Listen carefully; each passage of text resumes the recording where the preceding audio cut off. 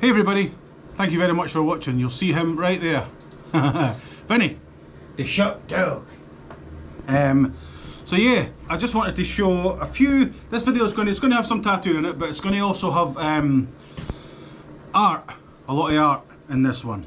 There's some stuff that I've got that people have maybe seen in the passing, like stuff that's in here, stuff that I've painted, stuff that I've done, stuff that I've tattooed, stuff that you might not know who done it or what it is, you know, that sort of stuff. But there's also some stuff that people haven't seen, never been in videos, never been online, nothing like that. So I'm going to show you some of them first. So as you can see, I've got a new travelling buddy. Mang, Mang, say hello to the world, Mang. As everybody knows, this is my Chihuahua Vincent. Vincent is 10 years old. He loves long walks in the park, sniffing Doug's anuses. Are you ready? Are you ready? We got some planning to do. You ready, man? Let's go. So, before I get going, everybody, this is Vincent. I'm sure you know Vincent. He's my 10-year-old Chihuahua. And he is my one of my best friends. I loves him, and you know, he loves me, and we love each other, man. It's a strong bond, brother. Yeah, we are best friends.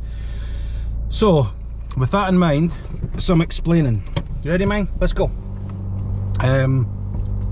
We got Lumen, the puppy which you've seen in the other video, and she was going to be the shop dog. You know, she was going to come to the shop with me every day, and people were going to get to meet her, and she'll probably still be at the shop now and again, I would imagine. But Vincent and Compton, as you well know, if you've watched any of my videos, they don't get on.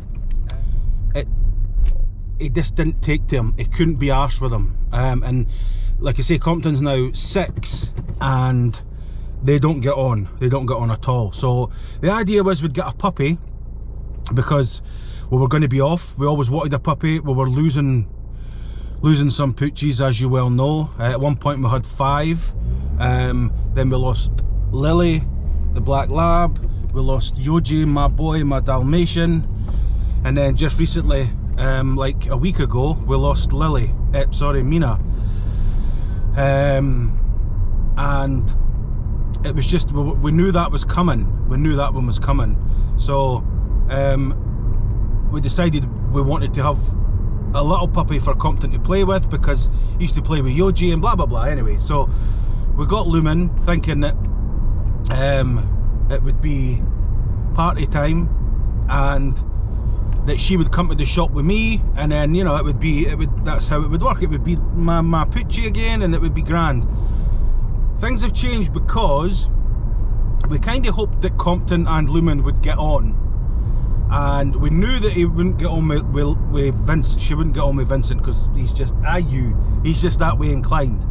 But what we didn't anticipate is how well Compton and Lumen get on. I mean, it's truly staggering. Before she came along, Compton was grumpy. He couldn't be bothered with much to do with playing with any other dogs. He wasn't open to it at all. But Lumen is like, I don't know if it's obviously it's true love, complete true love, and they get on so well, it's unbelievable. When he's upstairs or outside at the loo, and she's not went out or whatever, she wakes up and he's not right there, she completely panics. She needs her best friend, she needs her boyfriend or her brother, which is creepy, but I don't know which one's which, I don't know. Anyway, so I decided that I couldn't, when I get to open up again in maybe a month, and I couldn't take her to the shop every day, because Compton's going to really miss her, and she's really going to struggle missing him, because they've had all that time together, you know. So I'm sitting looking at them and I'm thinking, right, Vincent's over here, can't be arsed with any of them. They two are over there completely in love. What's the right thing to do? Take little Conyo, innit? Vincent loves the car. He absolutely loves the car. As you can see, he's so comfortable in the car. We've always taken him out in the car, and he just loves it. He loves it with a passion. So we got him one of these little booster seat things, and he's going to be now the shop dog, which is funny because he was the shop dog at Red Hot and Blue. I got him, and before I brought him home, the first place he went other than the car with my friend Bruce and I was into the tattoo shop I used to work in, and he got smothered with people in the shop, and he met people to bring up my work, and it was great. So he started off his life in a tattoo shop, and hopefully I've got another 10 years or something with him, but it makes sense for him to come to the shop now, you know.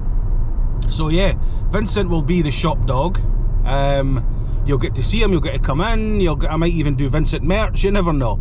But that's the story of why. I just wanted to let you know why it won't be Lumen in the shop like originally planned. It would just be unfair. Plus, like I said, Vincent gets a break from them every day, all day, because she just, I mean, she's super submissive to him. She lies on her back and she's scratching at him and she's playing with him and she just loves on him, but he can't be fucking arsed at all. He's just got no interest whatsoever. So it'll give him a break from the pressures of her bullying him, if you like, and we get to spend more time together as well, so that's pretty good. So yeah, I'm looking forward to it. So whenever we're open again, which hopefully will be the 26th, you can come in, get some rad tattoos, listen to some fucking rad tunes, and yeah, meet young Vincent. Now Vincent is exempt from wearing a mask. He doesn't need to wear a mask, and he doesn't need a COVID test.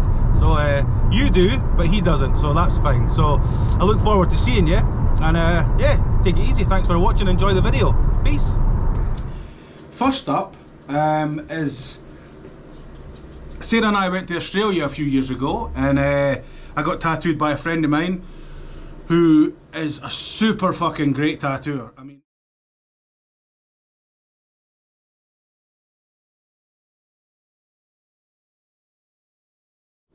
so yeah, that's the tattoo that I got from him, and as I was leaving, I paid him, gave him a tip as usual, and as I was leaving he's like, oh, you don't want this? And I'm like, for me? And he's like, yeah, of course you can have it, it's a gift. And I was like, holy fuck. So yeah, he gave me the drawing that he'd done of the tattoo, and as you'll see, it's super fucking rad. So that is to be framed and hung up in the house. That one I think is going to be in the house. So I'm super grateful for that. Thank you so much for that.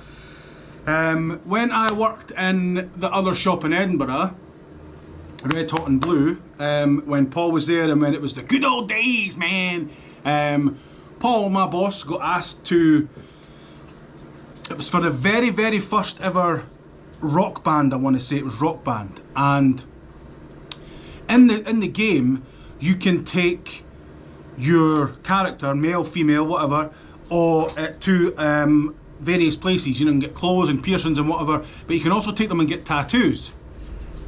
Vinny's on me. I know, punk, I know. You want to come? You want to see the... Oh, 2 seconds. Come on in, big boy. Oh.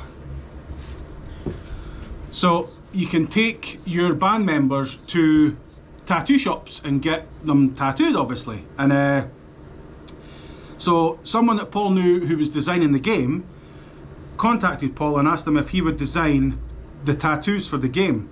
So in that game, you can go to Red Hot and Blue and choose from a number of tattoos.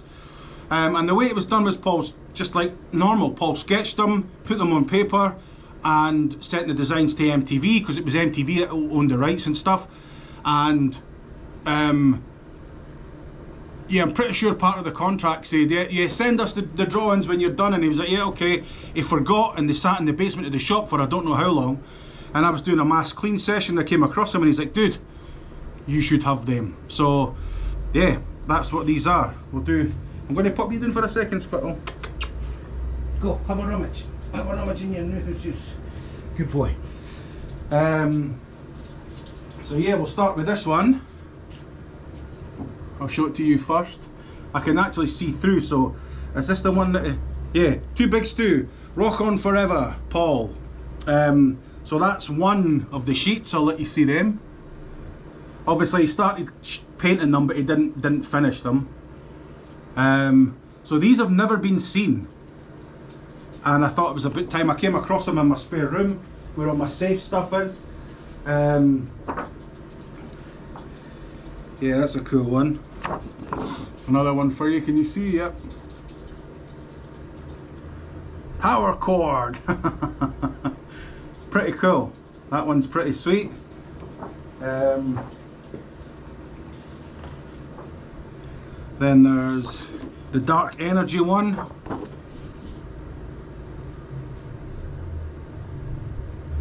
That's pretty cool. Is that Windmill Wizard? I'm trying to read it backwards. It's only rock and roll. Yeah, pretty cool. And then when I first started, when Paul was doing them, like before I officially worked there full time and learned and all this stuff, I went there and got tattooed because one of my friends, Ian, who opened his own shop now, but when he was there, I followed him as a customer because he was in a shop before and that shut down, and then he moved to Red, Hot and Blue. So it was really early on. Hold on, you want to see the front of the shop? Come on, let's see. He's a nosy wee dick. So I was there and I always said, I'm going to work here, I'm going to make it, I'm going to make it, man. And one day Paul phoned me and says, look, the receptionist guy is going to be off for a day or whatever, you want to come in and do reception. And that was the very first time I ever worked in Red, Hot and Blue as the receptionist stroke shop boy type of thing. And this was the first sheet I seen that Paul was working on. And it just blew me away. And the one that really caught my attention was the frontman one. So I got a tattoo like later on in the day. Paul says, you want a tattoo? Let's do it. And I'm like, okay. And I think I got, in fact, I'll show you. I'll take a picture and I'll show you here.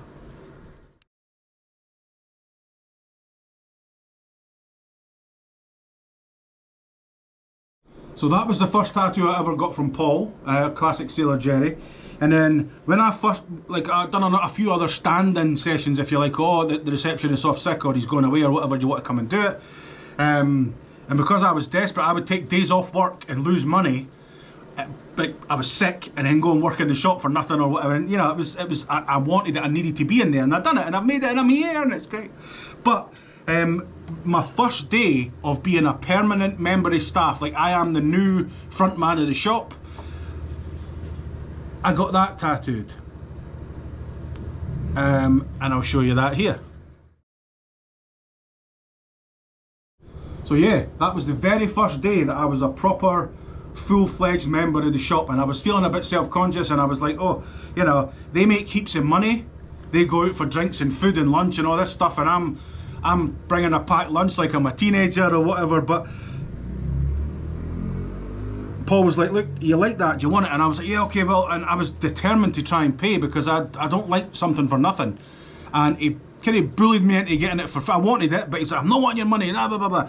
And then like, after that tattoo, I just felt part of Red, Hot and Blue, which I was for years and years. So yeah, that was my frontman tattoo, and they were the sheets that I guess technically should be an MTV, but I remember Paul saying, I want you to have these, but please do me a favour and never sell them. And I'm like, dude, I'm never going to sell them, so if anybody wants to buy them, I'm only kidding. I wouldn't sell anything like that. There's certain things that just don't, like that was a long time ago, and obviously they've been kept in pristine condition because things like that matter to me, do you know what I mean? Like silly things like most people do, but like a pebble I took a little pebble stone thing from Auschwitz, that's safe in a little tub, and things that somebody's given me, or you know, gifts to customers and stuff, things matter, and that really mattered, you know. So yeah, that was the Rock Band MTV Flash tattoo. I hope you enjoyed that. The next one is going to be a bit of an explanation, so strap in, as they say in the tape, man. So I'll check the dates with Sarah and various footage that we have, etc, etc, and I'll put it up now. So it was during that summer, that Fringe Festival, Edinburgh Fringe Festival, a super famous circus that Sarah and I were obsessed with, mainly because it was gory and horror-y and there was super cool stuff in it, but Sarah and I have never been a fan of circuses with animals, and obviously the Jim Rose circus for us it wasn't the Jim Rose circus we know and knew, that wasn't a thing. It was nothing to do with animals, so that was great. But they came over to the festival, and super huge fan of Jim Rose circus, always have been. Gory, fun. You alright, boy? He's away to the bathroom up the stair. And they came over, and Sarah and I went to the show one night, and it was incredible. There was shit going on in there that you cannot imagine. There might be footage from it. I'm going to speak to Sarah and see. She keeps everything, so I'm going to have a look and see if Sarah's got any footage. So any footage that you see of the Jim Rose circus in here will be courtesy of Sarah. So so we went to it, and it was incredible. And so they bumped into them afterwards, and you know, they seen that I was covered in tattoos, and we got chatting, and then like, you don't suppose you could get us any weed? And I was like, yeah, of course I could literally stand outside in the streets where I live and go, weed, like the old Garda loot, and everybody would just come fucking rushing out, you know. Not so much now, but back then, easily, because I still smoked weed back then. But I got them some weed. They came to the shop to collect it after hours. It was no, you know, professional. And then we got chatting, and they said, you want to come to the show? And I was like, I'll come to the show again, it would be awesome. So we went to the show again. Went to the show 4 or 5 nights in a row, I think. Became really, really, really good friends with them, like you can't imagine. And my birthday was one of the days, towards the end, I think the last day. Now, spoiler alert, kiddies, not all that you see is real. Some things aren't real, some things are set up. So there was a part in the show where there was the world's first ever female to male trans porn star is a gentleman by the name of Buck Angel, who I'll show you here.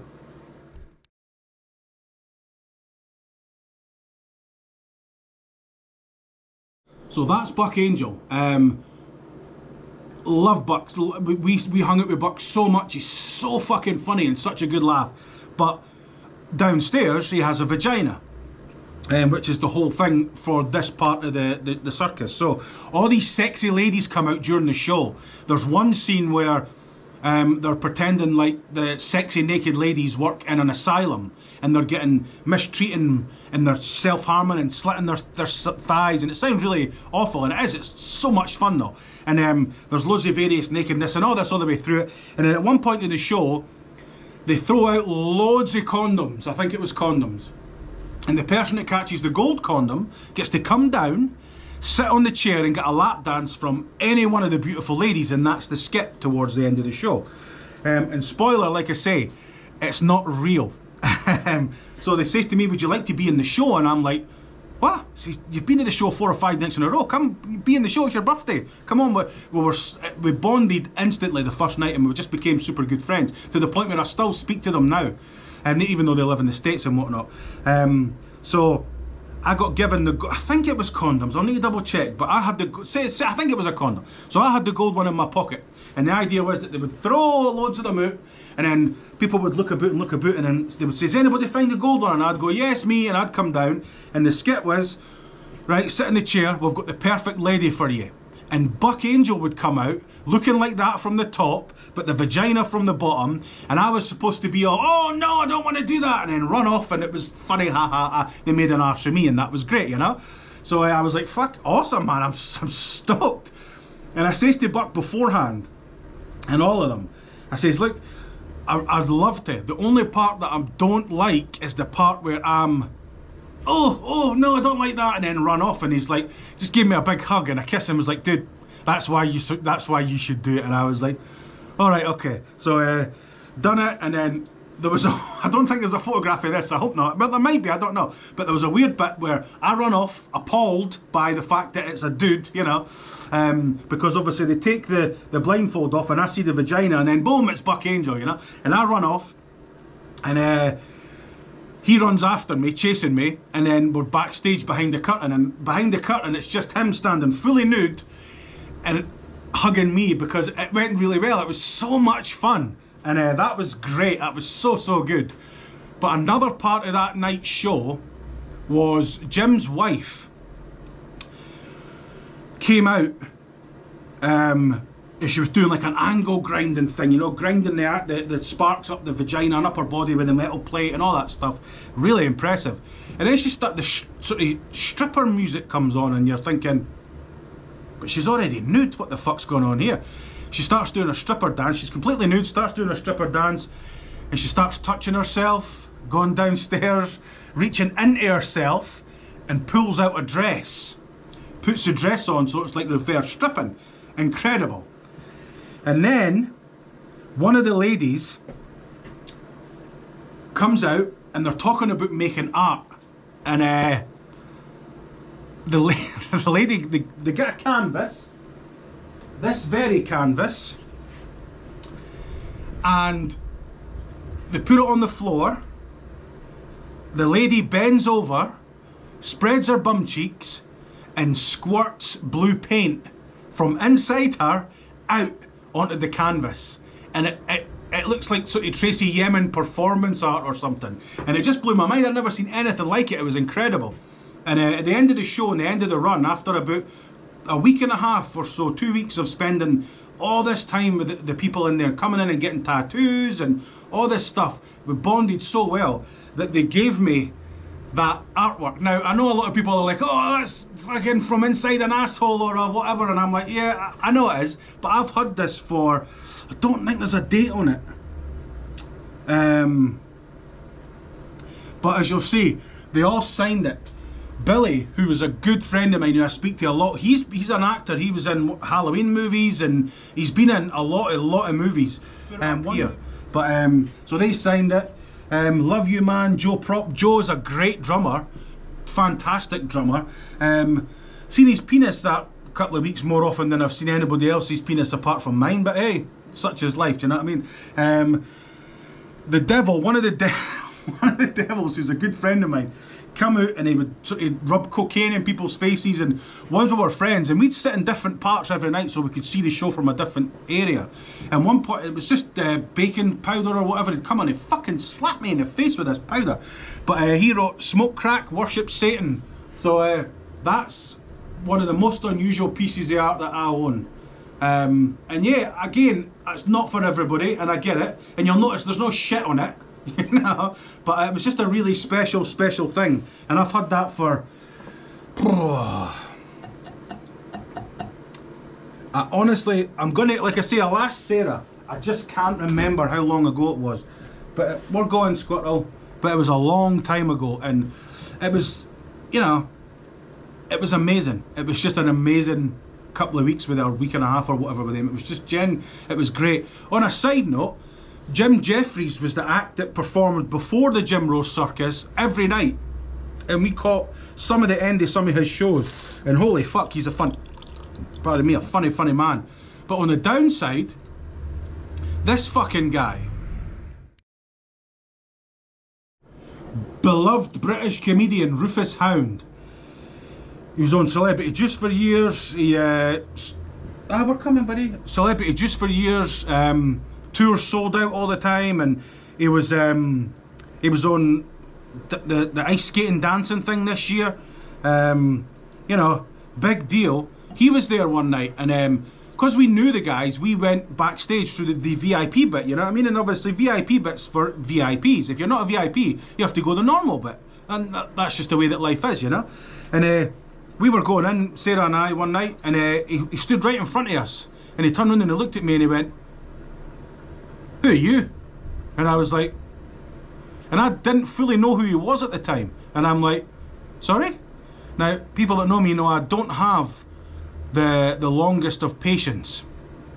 My fuse burns quick, and I was having a great time. It was, you know, I don't drink, but we were there. It was all, I mean, I had maybe a doobie or two, I can't remember, but I didn't drink, and he was obviously a little drunk, and it was, "Who are you?" And I'm like, "Who the fuck are you?" And he was like, "I'm Rufus Hound. What are you going in there for?" And I'm like, "What the fuck's it got to do?" And he was so confrontational and so obnoxious. "Do you know who I am? I'm in the Fringe. I've got a show in the Fringe." And I turned around and I was like, Well, I suggest you fuck off to your show then, dickhead. Well, I don't think there's any putting a fucking, you know, Top Gun. I'm like, get the fuck. And he was so rude and so obnoxious. So, I doubt he's watching this, but if you are watching this, fuck you, Rufus Hound. Watch who you kick on the way up, because you'll fucking stand on shit on the way down, dickhead. He was so fucking rude. So yeah, Rufus Hound, knob end. I'm glad he got coronavirus. No. But he was an absolute dick. So, other than that, incredible. So hopefully Sarah's got some footage, some pictures, and I hope you enjoy. Take it easy. Peace.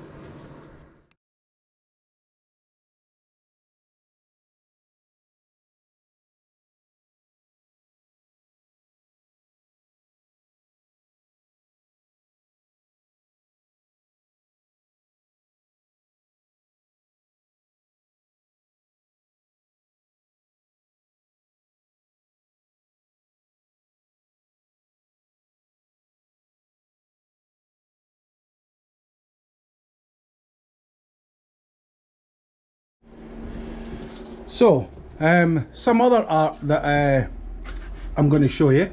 Just a couple things. This, people that send me prints often try and send me number 23 because, well, you know. It's from a friend of mine, Matt, who now works in a tattoo shop in America. Sent me one of them. Thank you very much, Matt. I really like that. It's super fucking cool. That is by Paul, who I was speaking about earlier, who used to, I think he still owns Red Hot Blue, I'm not entirely sure, to be honest. The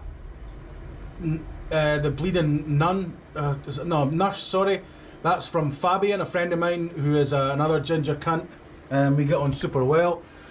He's from Clockwork Tattoos, as well as the Vagina Head Lady. These up here are by Jamie Grieve, who I've been tattooed a few times with. He's tattooed my portrait of Vincent, he's tattooed my head, he's tattooed my wife's hand. Jamie's a great tattooer from Leicester. Yeah, I stoked on them. There's a couple of ones by yours truly up there. These are by a friend of mine who is, you know what? The fucking light here is doing that streaky thing. But there are a couple of prints from a friend of mine who she moved to America for a while, but she's now in London somewhere. Sarah Shaw. Used to be Sarah Carter. She was married to Frank Carter from Gallows and Frank Carter and the Rattlesnake. Lots I could show you, but I think that what I'll probably do is show you some of mine as well, because at the risk of sounding like a pompous arsehole, that seems fair. So all of these on the walls, I'll try and go slow so you can picture it. These are all tattoos that I've done. We're coming, boy. And I've got boxes full, because I try and keep everything. And I just stick some on the wall every now and again. If you see your design in this video, shout out in the comments below. I'm sure at least some of you will. And yeah, that's some of the stuff on the wall. And I guess there's a lot more. Oh yeah, I bought this. An old tattoo shop in England called Picture Machine. From 1975. Let me bring this over away from these lights that do that flickering.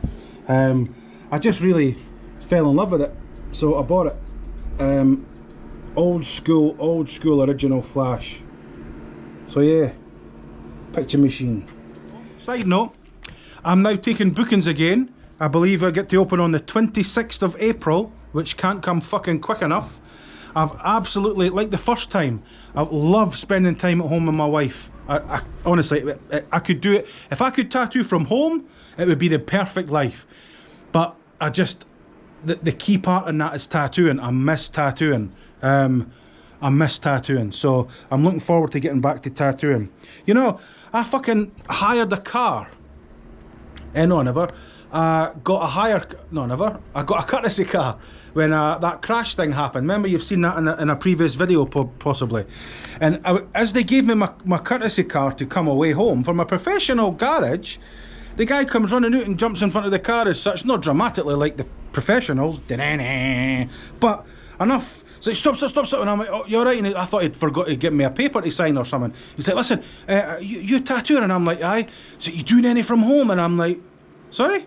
He's like, I know we're in lockdown, but you doing anything home or like after hours on the sly? And I'm like, no, I'm fucking no. And that, I mean, you know, how very dare you? How unprofessional, you know what I mean? So I'm going to give him a phone and see if he can come and respray my car for me for free after hours. You know what I mean? Fucking hell. Anyway, stay tuned, and thank you very much for watching. Take it easy. Peace. Hey everybody, welcome to check this out. I've chose 2 records today that are, one of them's part of them Ute, takes me back, and the other one takes me way back, but it's a soundtrack, so I think we'll do the soundtrack first. Yeah, fuck it. It's The Breakfast Club. Now, this is a US only released record store day version, and it's a white vinyl, but it's called the Dandruff Edition. Now, if I have to explain why it's called the Dandruff Edition, not just because it's white, then you haven't seen The Breakfast Club, and I'm not going to go into it. But this is my favourite movie of all time, The Breakfast Club. John Hughes is a genius, but this is my favourite movie of all time. I seen it like when I was super young, and like Sarah has kind of put a ban on watching it again for a bit because, you know, like most things, I watch it, get obsessed with it, but there's the speech at the end of it, the Breakfast Club speech, and I think I've mentioned this before. I'll try and get a picture of it, but it's really high up on my inner upper thigh.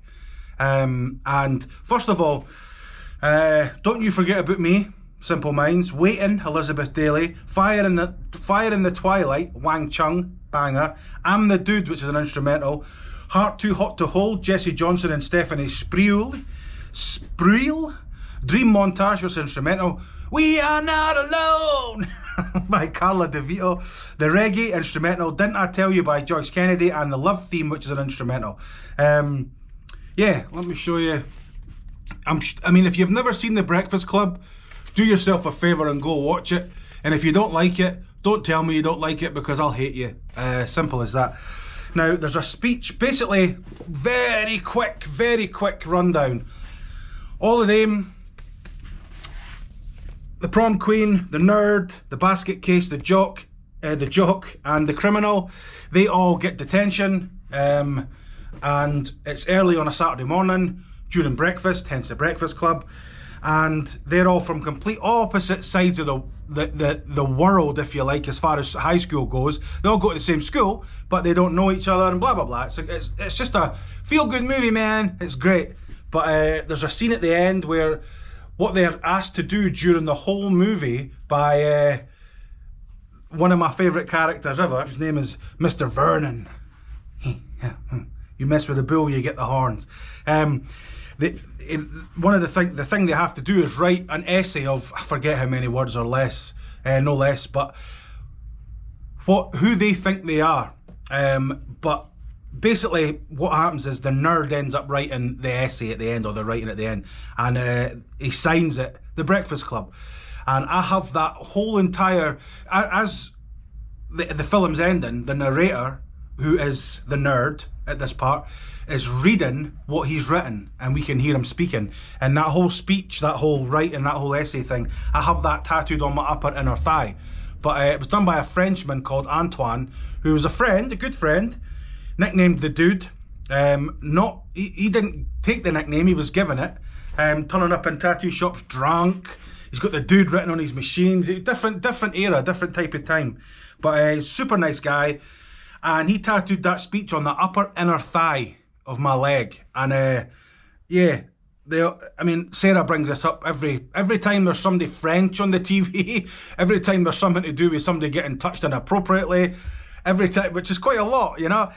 She brings it up quite a bit. And basically when he got to obviously, tattoo was on my leg here, the chaps are up here, started the tattoo here, and as he's doing that, there was maybe 8 or 9 lines, and when he gets to the top, my junk was obviously, because I was lying on my side, it was off to the side a little bit. I had my boxers on, off to the side. There might be a picture of this somewhere, but I had my Green Lantern underwear on. I mean, this was a long time ago. This was probably 15 years ago. I had my Green Lantern boxer shorts on, and I'm lying on the side, and instead of asking me to lift up my balls and my penis, he just moved them. And I'm like, now I'd known Antoine he'd been over for France, he knew Paul from America and various other places, and he'd been over for a few weeks, and we'd really bonded, you know, not that much bonded, but yeah, I was a bit surprised, because instead of moving them and then saying go and take them or go and hold them or letting them go, he then, with his machine hand, no, he was left-handed, so with his stretching hand to stretch the skin, he just lifted up my balls with his left hand, put his stretch hand under, let them go, and started tattooing. So my balls were lying on the back of his hand, which in a strange way you would think ruined the story, but nah, I was alright with it, you know. I've said this for a long time, I'm completely comfortable in my sexuality. It was just a tattoo, but at the same time, I don't know if I'm going to wake up gay in 6 years' time. I don't want to close that door and be all homophobic for years. So that's why I've been since I'm a little boy. Is just do you know what I mean? If you can, don't touch my balls, but you know, things happen, you've got to understand, you know. But yeah, so anyway, that was the story of the Breakfast Club. And the Breakfast Club tattoo. And I've watched this movie upwards of 150, 200 times. Excuse me. Just obsessed with it. And, excuse me, coronavirus. And yeah, it's just one of the best movies, and the soundtrack goes perfectly, and it's got everything you want from a movie, it's got everything you want from a soundtrack. And this, like I say, I won't tell you why. Either find out, cheat and Google it, or watch the fucking movie. You're stuck at home doing nothing. But it's the dandruff version, record store day release of The Breakfast Club. Peace.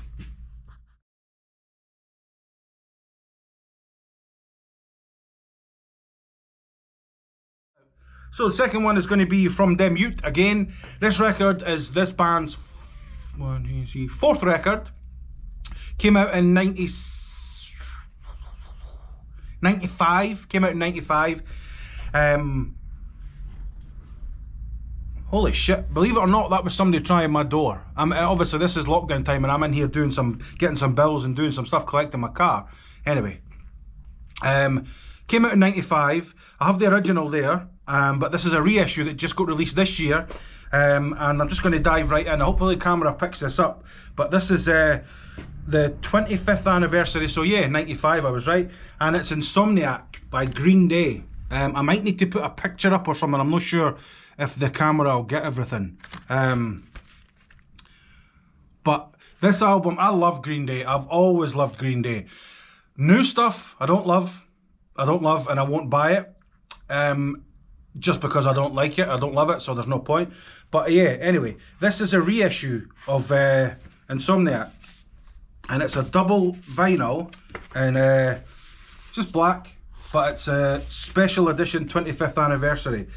Now, one of the reasons I like this album is many, there's a few, but one of them is it's Green Day, classic Green Day. It's awesome, it's fantastic, completely incredible 3-chord punk rock. It's beautiful. But also, usually when I've seen songs in the past, or when people ask me my name and I tell them it's Stuart, they immediately go for S-T-E-W. Now, it might not sound like a big deal, but if you've got a name that's constantly spelt wrong for 40 years, it get the fucking hump having to correct people. Especially my last name's MacDonald, M-A-C, but I get S-T-E-W, then McDonald, the fucking Golden Arches. It's like, no! But this record came out, and the song here, if you can pick it up, is Stuart and the Avenue, and it's spelt the correct way.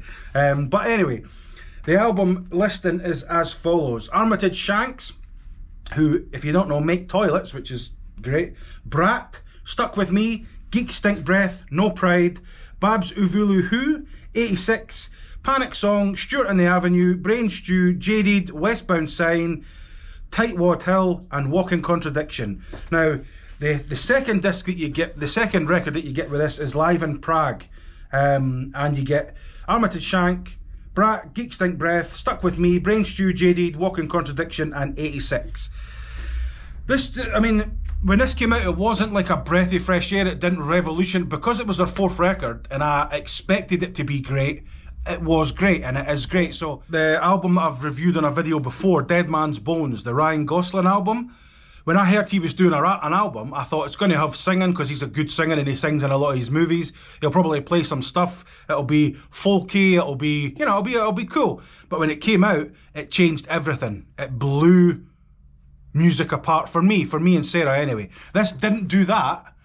It didn't blow my mind in a direction I wasn't already going, but it just solidified and reiterated how fucking great this band are. I don't want to say were, but I really don't like the new stuff. I really don't like the new stuff.